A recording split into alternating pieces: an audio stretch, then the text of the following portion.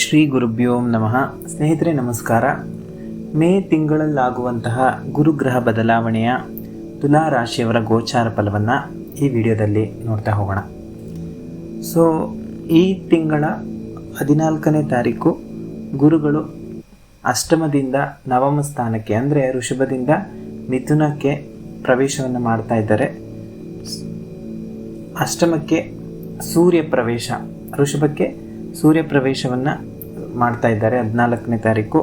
ರಾಹು ಪಂಚಮ ಸ್ಥಾನಕ್ಕೆ 18ನೇ ತಾರೀಕು ಪ್ರವೇಶವನ್ನು ಅಪ್ರದಕ್ಷಿಣೆಯಾಗಿ ಮಾಡ್ತಾ ಇದ್ದಾರೆ. ಕೇತು 11ನೇ ಮನೆಗೆ ಪ್ರವೇಶವನ್ನು ಅಪ್ರದಕ್ಷಿಣೆಯಾಗಿ 18ನೇ ತಾರೀಕು ರಾಹು ಕೇತು ಇಬ್ಬರೂ ಸಹ ಪ್ರವೇಶವನ್ನು ಮಾಡ್ತಾ ಇರೋವಂಥದ್ದು.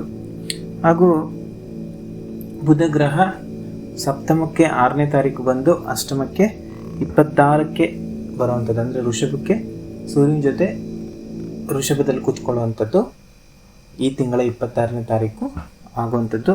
ಹಾಗೂ ನಿಮ್ಮ ರಾಶಿಯಾಧಿಪತಿ ಉಚ್ಚ ಸ್ಥಾನದಲ್ಲಿ ಅಂದರೆ ಷಷ್ಠ ಭಾವದಲ್ಲಿದ್ದಾರೆ, ಅದರ ಉಚ್ಚ ಸ್ಥಾನದಲ್ಲಿ ಇರುವಂಥದ್ದು. ಈ ತಿಂಗಳಲ್ಲಿ ಮಿಥುನಕ್ಕೆ ಪ್ರವೇಶವನ್ನು ಮಾಡ್ತಾ ಇರುವಂತಹ ಗುರುಗಳು, ನವಮ ಸ್ಥಾನಕ್ಕೆ ಪ್ರವೇಶವನ್ನು ಮಾಡ್ತಾ ಇರುವಂಥ ಗುರುಗಳು ವಿಪರೀತ ಗುರು ಬಲವನ್ನು ನೀಡಲಿದ್ದಾರೆ.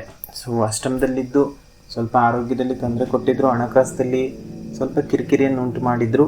ಸೊ ಈಗ ವಿಪರೀತ ಗುರುಬಲದಿಂದ ಈ ಎಲ್ಲ ಸಮಸ್ಯೆಗಳು ತುಲಾ ರಾಶಿಯವರಿಗೆ ಸಂಪೂರ್ಣವಾಗಿ ಸಮಸ್ಯೆಗಳಿಂದ ಪರಿಹಾರ ಮತ್ತು ಸ್ವಲ್ಪ ಚೇತರಿಕೆ ಕಡೆಗೆ ಕರ್ಕೊಂಡು ಹೋಗುವಂಥದ್ದು.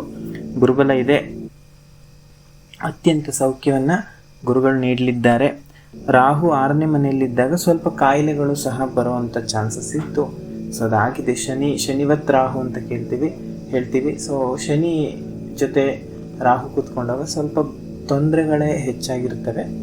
ಸೊ ಪಂಚಮಕ್ಕೆ ಅಂದರೆ ಶನಿಯ ಮನೆಗೆ ರಾಹು ಬರ್ತಾ ಇದ್ದಾರೆ.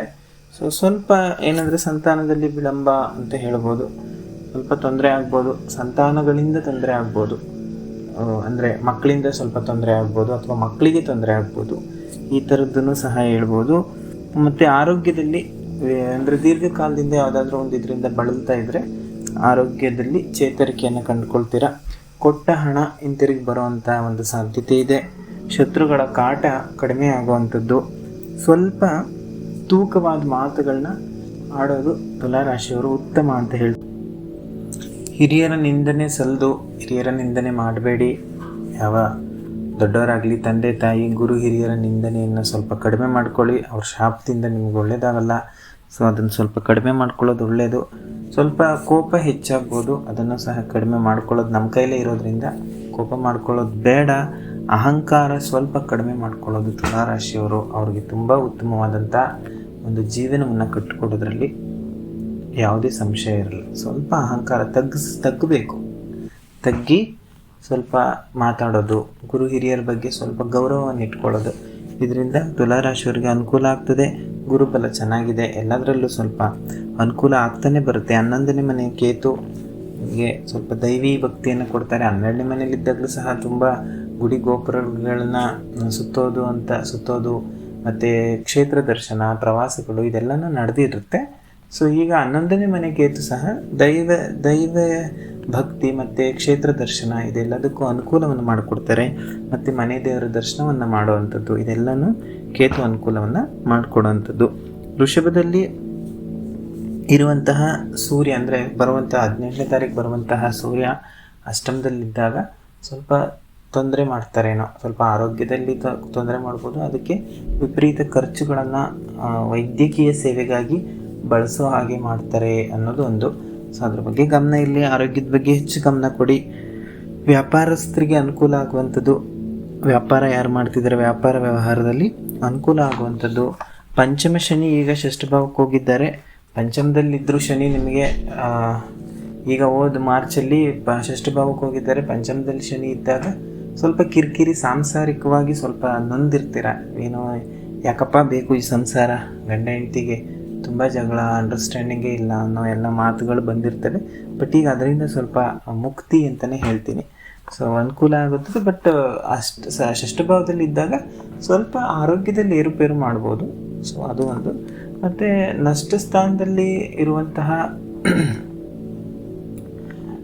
ಅಂದರೆ ಅಷ್ಟಮದಲ್ಲಿರುವಂತಹ ಸೂರ್ಯನು ಸಹ ಸ್ವಲ್ಪ ಆರೋಗ್ಯಕ್ಕಾಗಿ ಖರ್ಚನ್ನು ಮಾಡಿಸುವಂಥದ್ದು ಹೆಚ್ಚಾಗಿ ಕಂಡುಬರುತ್ತದೆ. ಮಾತಿನ ಮೇಲೆ ಗಮನ ಇರಲಿ. ನಾನು ಈಗಾಗಲೇ ಹೇಳಿದೆ, ಅಧಿಕಾರಿಗಳಿಗೆ ಅನುಕೂಲ, ರೈತರಿಗೆ ಹಿತ ಆಗುವಂಥದ್ದು, ಸಂಸಾರ ಸುಖವನ್ನು ಹೊಂದುವವರಿದ್ದೀರಿ, ಗೌರವ ದೊರಕುತ್ತದೆ, ಗೌರವ ಪ್ರಾಪ್ತಿ ಅಂತ ಹೇಳ್ತೀನಿ. ಭೂಮಿಗೆ ಸಂಬಂಧಿಸಿದ ಅಂದರೆ ರಿಯಲ್ ಎಸ್ಟೇಟ್ ಬಿಸ್ನೆಸ್ಸು ಅಥವಾ ಯಾವುದಾದ್ರೂ ಕನ್ಸ್ಟ್ರಕ್ಷನ್ಸ್ ಎಲ್ಲ ಮಾಡೋ ಅಂಥವ್ರಿಗೆ ಅಥವಾ ಸಿವಿಲ್ ಏನಾದರೂ ಇಂಜಿನಿಯರ್ಸ್ ಅಂಥವ್ರಿಗೆ ಸ್ವಲ್ಪ ಯಾವುದಾದ್ರೂ ಲಿಟಿಗೇಷನ್ಸಲ್ಲಿ ಸಿಗಾಕೊಳ್ಳೋದು ಅಥವಾ ಏನಾದರೂ ಅದರಿಂದ ಲಾಸಸ್ ಅಂತಲೇ ತೋರಿಸ್ತಾ ಇದೆ. ಸೊ ಅದ್ರ ಬಗ್ಗೆ ಎಚ್ಚರವಾಗಿರಿ. ವಾಹನ ಖರೀದಿ ಬೇಡ. ಸೊ ನೀಚ ಕುಜ ಆಗಿರೋದ್ರಿಂದ, ಅಂದರೆ ಕುಜ 10ನೇ ಮನೆಯಲ್ಲಿ ನೀಚರಾಗಿದ್ದಾಗ ಸ್ವಲ್ಪ ಇವಕ್ಕೆಲ್ಲನೂ ಅನುಕೂಲ ದೊರಕೋದೇ ಇಲ್ಲ. ಸೊ ಅನುಕೂಲ ಆಗೋದಿಲ್ಲ. ವಾಹನ ಖರೀದಿ ಬೇಡ. ಬಂಧುಗಳ ಆಗಮನದಿಂದ ಸಂತೋಷ ಉಂಟಾಗ್ತದೆ. ಉದ್ಯೋಗದಲ್ಲಿ ಹೊಸ ಅವಕಾಶಗಳು ಬರುವಂಥದ್ದು, ವೈದ್ಯರಿಗೆ ಅನುಕೂಲವಾಗುವಂಥದ್ದು, ವಿವಾಹದಲ್ಲಿ ಯಾರಾದರೂ ಮದುವೆ ಆಗ್ತಾ ಇಲ್ಲ ಅಂತ ನೋಡೋರಿಗೆ ಉತ್ತಮವಾದಂಥ ತಿಂಗಳು, ಮದುವೆ ಸೆಟ್ ಆಗುವಂಥದ್ದು, ವಿವಾಹದಲ್ಲಿ ಉತ್ತಮ. ಮತ್ತು ಸಾಲ ಸ್ವಲ್ಪ ಹೆಚ್ಚಾಗುತ್ತೆ, ಯಾಕಂದರೆ ಅಧಿಕವಾದಂಥ ಖರ್ಚು. ಸೊ ಲಾಭಾಧಿಪತಿ ರವಿ ಅಷ್ಟಮದಲ್ಲಿ ಇರೋದ್ರಿಂದ ಅಧಿಕವಾದಂಥ ಖರ್ಚು. ಸೊ ಷಷ್ಠಭಾವದಲ್ಲಿ ಶನಿ ಇರೋದ್ರಿಂದ ಹಾಸ್ಪಿಟ್ಲಿಗೆ ಆ ಎಕ್ಸ್ಪೆನ್ಸಸ್ ಎಲ್ಲನೂ ಹಾಸ್ಪಿಟ್ಲಿಗೆ ಹಾಕುವಂಥದ್ದು ಅನ್ನೋದು ನನ್ನ ಒಂದು ಕ್ಯಾಲ್ಕುಲೇಷನ್ನು. ಮತ್ತು ರಾಶ್ಯಾಧಿಪತಿ ಶುಕ್ರ ಉಚ್ಚ ಸ್ಥಾನದಲ್ಲಿ ಷಷ್ಠಭಾವದಲ್ಲಿ ಇದ್ರೂ ಸಹ ಸ್ವಲ್ಪ ಸುಖವನ್ನು ಉಂಟು ಮಾಡ್ತಾರೆ. ಎಷ್ಟೋ ದಿನದಿಂದ ಇದ್ದಂತಹ ಕೆಲವು ಗಂಡ ಹೆಂಡತಿ ಮಧ್ಯೆ ಇದ್ದಂಥ ಭಿನ್ನಾಭಿಪ್ರಾಯಗಳಿಗೆ ಎಲ್ಲನೂ ಸಹ ಒಂದು ಫುಲ್ ಸ್ಟಾಪ್ ಬರುವಂಥದ್ದು, ಇರುವಂತಹ ಬಿರುಕುಗಳನ್ನು ಸರಿಪಡಿಸ್ತಾರೆ ಅಂತ ಹೇಳ್ಬೋದು. ಸ್ತ್ರೀಯರಿಗೆ ಶುಭ. ಸ್ತ್ರೀಯರಿಗೆ ಏನಾದರೂ ಪ್ಲ್ಯಾನ್ ಮಾಡ್ತಿದ್ದೀರಾ, ಮನೆಗೆ ಏನಾದರೂ ತರಬೇಕು ಅಥವಾ ನಾನೇನಾದರೂ ಖರೀದಿ ಮಾಡಬೇಕು ಅಂದರೆ ಅದಕ್ಕೂ ಅನುಕೂಲ ಆಗುವಂಥದ್ದು. ವಿದ್ಯಾರ್ಥಿಗಳಿಗೆ ವಿದ್ಯಾಭ್ಯಾಸದಲ್ಲಿ ಅನುಕೂಲವಾಗುವಂಥದ್ದು. ಸೊ ಇದೆಲ್ಲನೂ ಸಹ ತುಲಾರಾಶಿಯವರು ಮೇ ತಿಂಗಳಲ್ಲಿ ಅನುಭವಿಸೋದಕ್ಕೆ ಗ್ರಹಗಳ ಮೇ ತಿಂಗಳ ಗ್ರಹಗಳ ಬದಲಾವಣೆ, ಈ ಎಲ್ಲ ಫಲಗಳನ್ನು ಅನುಭವಿಸ್ಲಿದ್ದೀರಿ. ಸೊ ತುಲಾರಾಶಿಯವರು ಏನು ಪರಿಹಾರ ಮಾಡ್ಕೋಬೇಕು ಈ ತಿಂಗಳಲ್ಲಿ ಅಂದರೆ, ರುದ್ರದೇವರ ಪ್ರಾರ್ಥನೆಯನ್ನು ಹೆಚ್ಚಾಗಿ ಮಾಡಿ, ಬೆಳಗಿನ ಒಂದು ಜಾವದಲ್ಲಿ ಅಥವಾ ಬೆಳಗ್ಗಿನ ನಿಮ್ಮ ಅನುಕೂಲದ ಸಮಯದಲ್ಲಿ ರುದ್ರದೇವರ ಪ್ರಾರ್ಥನೆಯನ್ನು ಹೆಚ್ಚಾಗಿ ಮಾಡ್ತಾ ಬನ್ನಿ. ಅಷ್ಟಮ ರವಿ ಇರೋದರಿಂದ ಭಾನುವಾರ ಗೋಧಿ ದಾನವನ್ನು ಮಾಡಲೇಬೇಕು ತುಲಾರಾಶಿಯವರು. ಇದರಿಂದ ಸ್ವಲ್ಪ ಆರೋಗ್ಯದಲ್ಲಿ ಚೇತರಿಕೆ, ಸ್ವಲ್ಪ ಖರ್ಚು ಕಡಿಮೆ ಆಗುವಂಥದ್ದು. ಸೊ ರಾಶಾಧಿಪತಿ ಶುಕ್ರ ಷಷ್ಠಭಾವದಲ್ಲಿದ್ದಾರೆ, ಮಹಾಲಕ್ಷ್ಮಿ ಪ್ರಾರ್ಥನೆ ಮಾಡಿ. ಸೊ ಎಲ್ಲದಕ್ಕೂ ಅನುಕೂಲ ಆಗುತ್ತೆ. ಸರ್ವೇ ಜನಾಃ ಸುಖಿನೋ ಭವಂತು. ಈ ವಿಡಿಯೋ ಇಷ್ಟ ಆಗಿದರೆ ಚಾನಲ್ಗೆ ಸಬ್ಸ್ಕ್ರೈಬ್ ಆಗಿ, ಲೈಕ್ ಮಾಡಿ, ಶೇರ್ ಮಾಡಿ. ನಮಸ್ಕಾರ.